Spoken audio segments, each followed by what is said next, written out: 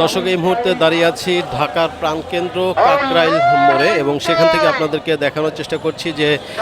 জামাত ইসলামের এই জাতীয় সমাবেশকে কেন্দ্র করে কিন্তু এই মুহূর্তে ঢাকামুখী সকল পরিবহন কিন্তু একরকমের বন্ধই রয়েছে। হাতে গোনা দু একটি পরিবহন শুধু এখান থেকে চলাচল করছে। যদি আপনাদেরকে দেখাই, এই আমার সামনে যে রোডটি রয়েছে এটি হচ্ছে উত্তরা গাজীপুর টঙ্গীগামী রোড এবং সেই রোডটি থেকে কিন্তু হাতে গোনা দু একটি পরিবহন আসছে এবং এই রোডটি দিয়ে কিন্তু এই মুহূর্তে জামাত ইসলামের মিছিলটি যেই রোড দিয়ে আসছে এবং সেই রোডটি দিয়ে কিন্তু গুলিস্তান থেকে কদমতলী, যাত্রাবাড়ি, চিটাগাং রোড, ওই রোড দিয়ে কিন্তু গাড়ি আসে এইদিকে, কিন্তু সেই রোডটি কিন্তু এই মুহূর্তে সম্পূর্ণরূপে বন্ধ রয়েছে। এখান থেকে শুধুমাত্র জামাত ইসলামের কর্মী সমর্থক যারা রয়েছেন তারা ছোট বড় মিছিল নিয়ে কিন্তু এদিক থেকে আসছেন। এবং আমি যদি একটু আপনাদেরকে দেখাই যে এই রোডটি আমার ঠিক সামনের এই রোডটি হচ্ছে মৎস্য ভবন থেকে শাহবাগগামী রোড এবং যে দিকটাতে হচ্ছে আজ এই জাতীয় সমাবেশটি হচ্ছে। কিন্তু যদি চলাচলের জন্য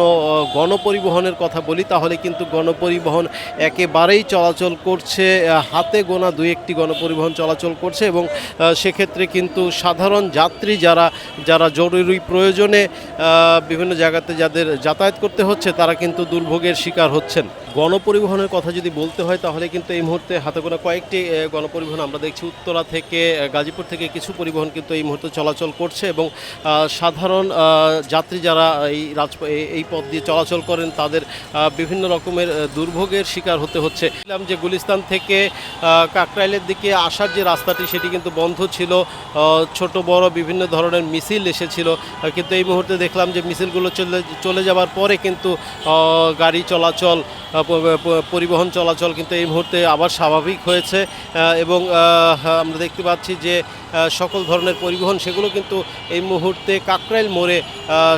যে কয়টি রাস্তা রয়েছে সবগুলো রাস্তাতে কিন্তু পরিবহন সঠিকভাবেই চলাচল করছে। যদিও জামাতে ইসলামের পক্ষ থেকে গত কয়েকদিন দফায় দফায় কিন্তু তারা সংবাদ সম্মেলন করে জানিয়ে দিয়েছিলেন যে এই গণপরিবহনের কয়েকটি